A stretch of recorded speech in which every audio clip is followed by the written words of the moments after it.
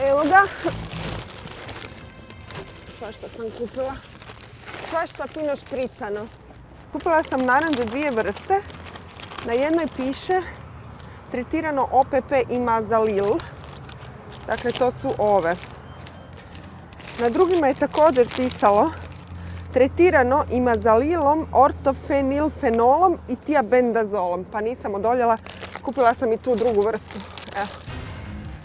Ovi komplicirani nazivi sredstava kojima se tretira voće su fungicidi i insekticidi. Zadaća im je zaštititi voće od truljenja. Ovo nužno zlo omogućuje proizvodnju i distribuciju hrane s jedne strane svijeta na drugu. Kupila sam i 2 kile mandarina koje su bile u rinfuzi, dakle bez ikakve etikete. Vidjet ćemo što će pokazati nalazi u laboratoriju, jesu li one čime tretirane. Sad ćemo to sve skupa odnijeti na analizu u laboratoriju.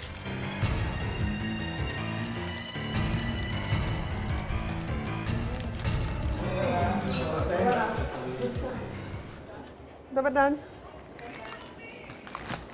Ja vam super pod toga.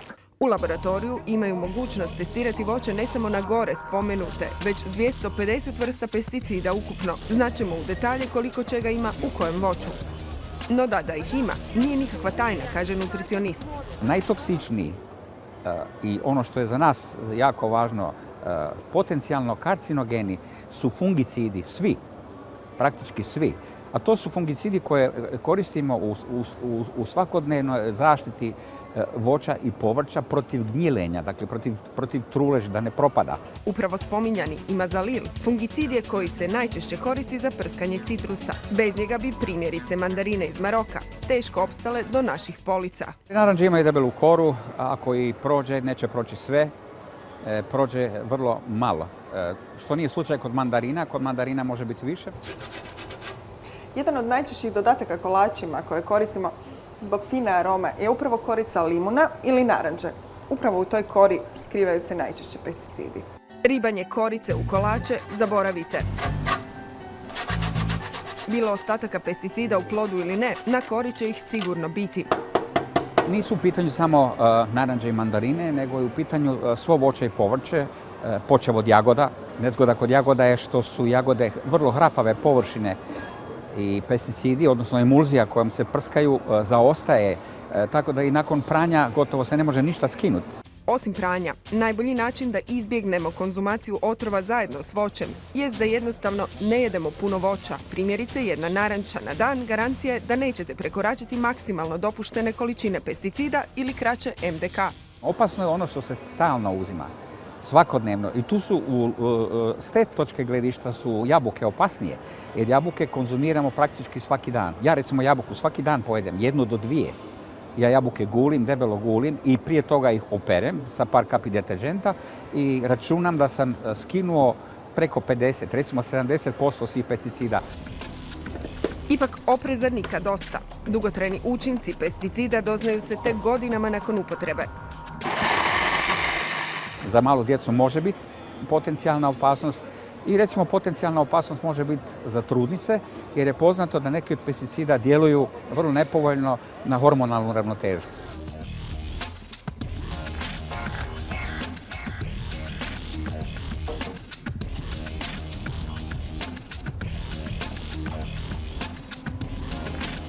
Najpoznatiji kancerogeni pesticid, zloglasni DDT, izmišljen je kao učinkovito sredstvo protiv komaraca malaričara. Ipak u 40 godina korištenja pokazao se izrazito kancerogenim za ljude, dok 1984. nije potpuno zabranjen.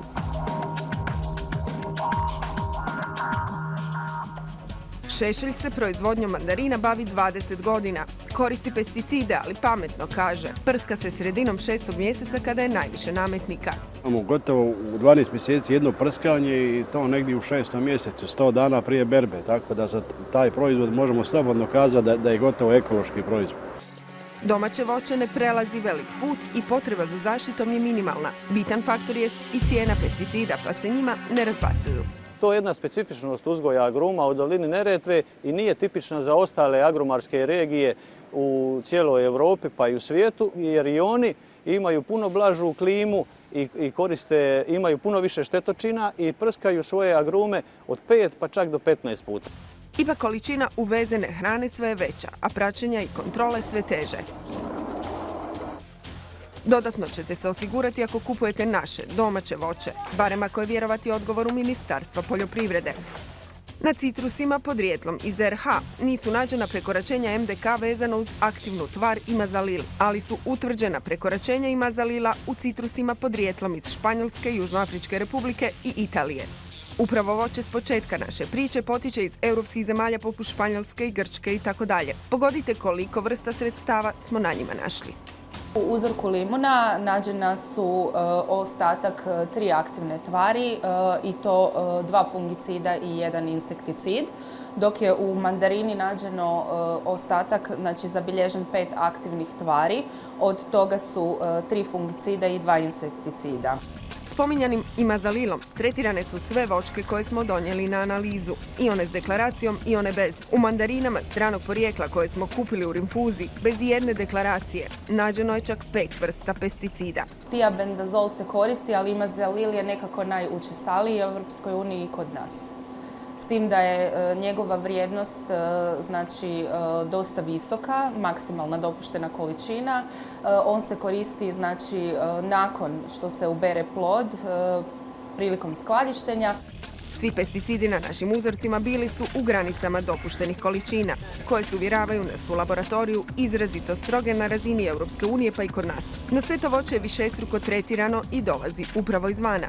Uvijek se vraćamo na ključno pitanje šta je opasna doza, šta je tolerantna doza i tu se zapravo sve završava.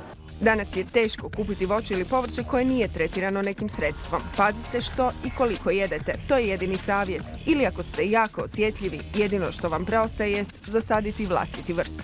Nema druge.